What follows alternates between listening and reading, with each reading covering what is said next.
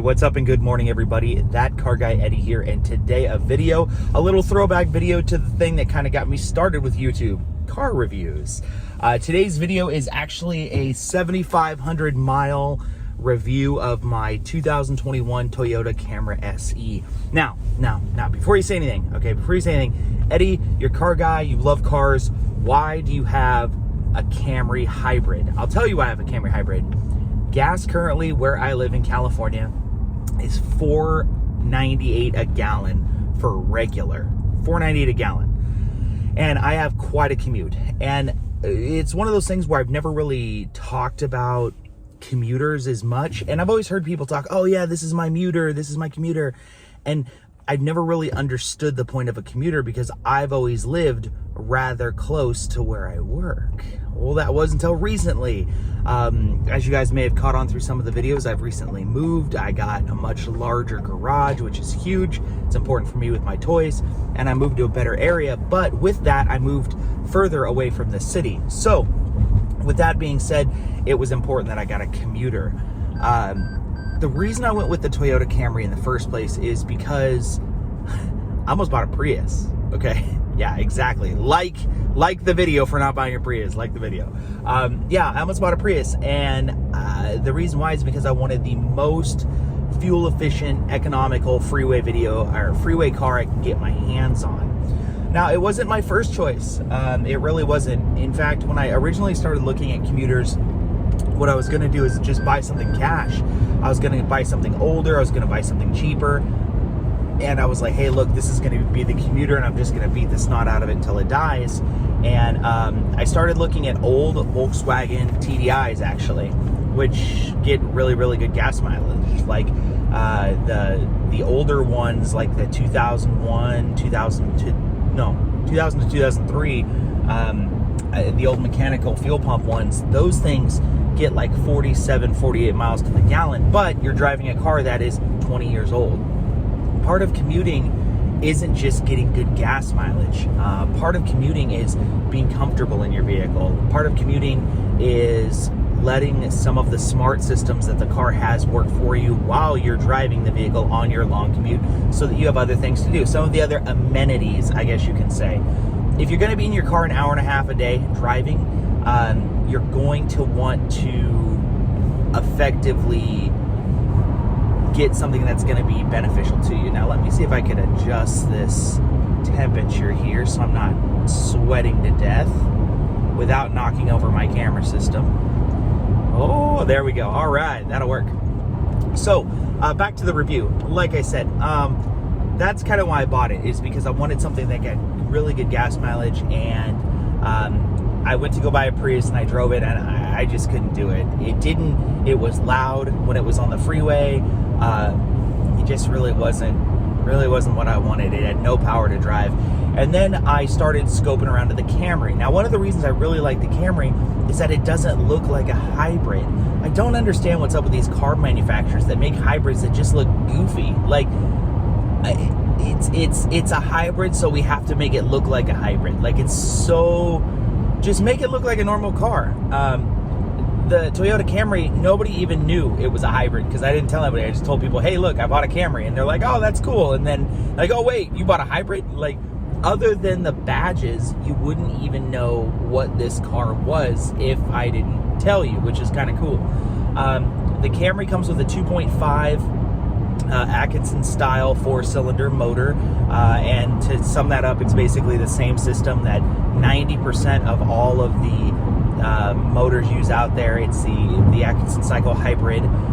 It does have a NiCad battery in it. Now, that's very important, and I'll get to that in just a few minutes because that's trim level specific. NiCad batteries are nickel cadmium. They're an older style battery, and they're not as good as lithium ion. They don't charge as fast. They don't hold enough charge. They don't put out as much amperage and stuff. So because of that, the nickel cadmium are actually a lower quality battery. In fact, if you've ever had an older cell phones with the bigger batteries, those were NiCad or nickel cadmium, and you can get like the same amount of performance out of a smaller lithium battery. Well, the Camry doesn't come with a lithium battery. in anything under the top trim level, or no, anything above the lowest trim level. Okay, let me repeat that. You have the lowest trim level. You have the S, the SE, the XLE, and the lithium comes in the lowest one. The reason why the lithium comes in the lowest one is because the lowest one gets the best fuel mileage. It gets the best fuel mileage partly because of the batteries, but also because it has different wheels on it that are lighter, more aerodynamic. But you lose some of the creature comforts if you update to the nicer car. And I'll get to that in just a second, because I feel like that's part of commuting, and you have to bring that into kind of your thought on how good a fuel mileage that you really want. But I saw a commercial, and it said that the Camry got 52 miles to the gallon, and I was like, whoa, that's insane. I can tell you I don't get 52 miles to the gallon. In fact, the best I've ever gotten, and I have photo proof, I'll put it in the video here, was 50 miles to the gallon. That was the best that I've ever gotten, and that was like over a 30-mile stretch, and it was pretty flat. But like I said, that was the absolute best that I got, and it's because of the SE. I have a sunroof option. I have the leatherette. I have the bigger, heavier wheels, and then I have some creature comforts on the inside. One of the things I like the most about this car is the lane keep assist system and the radar cruise control. Absolutely game changer if you're going to be driving on the freeway. Game changer. The reason why is because the radar cruise control will keep you at the selected distance between you and the car in front of you, and the lane keep assist will steer the car for you, at least for a matter of time, like I'm doing right now. It's going to tell me, hey, put your hands on the steering wheel. I think it's like 20 seconds or something like that, but there we go, unavailable. Please hold steering wheel. So the lane keep assist does a really, really good job at keeping you in the middle of the lane. And I really like that about the Toyota. It's probably one of the biggest features that I really like. So I've talked about looks. I really like the way that it looks like a Camry. I think Toyota is one of the few manufacturers that's going a very good direction regarding their design and their product and everything like that. They make all of their cars look aggressive. I mean, heck, I even like the Sienna. Don't judge me. The Sienna looks tight for a minivan. Okay, keep that in mind. It's still a minivan, but it does look good. And I like the design. The second part is fuel mileage. So like I said, the best I've ever gotten is about 50, and that's driving the exact speed limit, and behind cars, drafting them, and where I am, the speed limit is 65. I will tell you though that nobody out here drives that fast. Everybody does drive quicker than that. And with that being said, I average about 39 to 40 miles to the gallon, going a little faster than that. So I'll just kind of leave that guys up to you. But like I said, it'll get about 40 miles to the gallon, which is good. Now let's talk about tech on the inside of the car. The car is comfortable. The car is very, very comfortable. In fact, one of the things that I liked about it was the suspension is so good. It's not exciting. There's just nothing that you really kind of worry about. It's okay to drive. It has plenty of power. I think it has like just a little bit over 200 horsepower. When you have the CVT and you add up the CVT and the battery with it, the gasoline with a hybrid motor, it's got a little bit over 200 horsepower, and it feels like 200 horsepower, which is fine. You don't really need a whole lot more than that. Remember, you're in a Camry, okay? It's what it is. They do make the V6 Camry that gets like 280 horsepower, and while I would be excited about that if I didn't drive other vehicles, I've driven a ton of Dodges and I've owned them that have the Pentastar V6 that already had 300 horsepower, and I've had them in small cars. I had them in a 200 all-wheel drive. It's just not that special to me. Plus, it's not going to get the fuel mileage that this is going to get.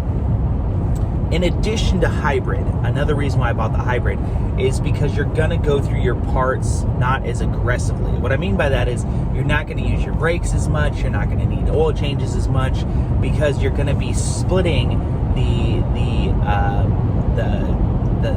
motor distribution, the brake distribution a little bit with the electric motor, which is huge.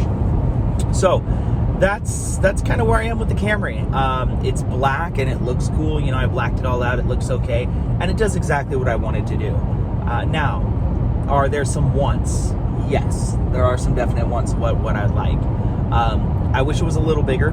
You know, family of 5, when we get in this thing, it is tight, man. Anything more than just going to the store, this car is not good, right? This car is not good at all. This is a great family car if you have a family of 4, because you're going to get Toyota reliability, you're going to get incredibly good gas mileage, really, really good resale value, and it's going to look good while you're doing it. You know, you're in a Camry, you're just kind of there, which is cool. It's no drama. It just is what it is, which is a good thing. Okay, it's a very good thing, especially when you're looking for a car that gets good fuel mileage. However, for a family of 5, the car is tight. You know, like I said, I mean, I would probably do better in like a RAV4 hybrid, which I also looked at, but it was just expensive. And most of the time when I'm commuting, I'm by myself anyways. So why not get the Camry? Other than that, 7,500 miles. It did call for a oil change at 5,000 miles. I'm sorry, it called for a service at 5,000 miles, which I did not do. It was basically checking the floor mats. It was stupid service. Checking the floor mats, you know, checking all the fluids, all that stuff like that. Because of COVID, it's been like next to impossible to get into a dealership. And I wasn't going to go waste 2.5 hours of my time checking fluids on the car just so these guys can possibly upsell me. I'm going to wait till 10,000, like the book says, and go get my oil change done at that same time. Anyways, if you like the content, definitely like the video. Subscribe if you want to see more information. Of course, I do a lot of UTV stuff. I do a lot of side-by-side stuff. And, of course, car reviews, which is really great. I'm going to keep you guys along the journey with the Camry as I rack up the miles. Like I said, I'm putting a lot of miles on this thing. So I've had it 3 months, and I put 7,500 miles on it, which is a lot of driving. So thank you for watching, and ride hard.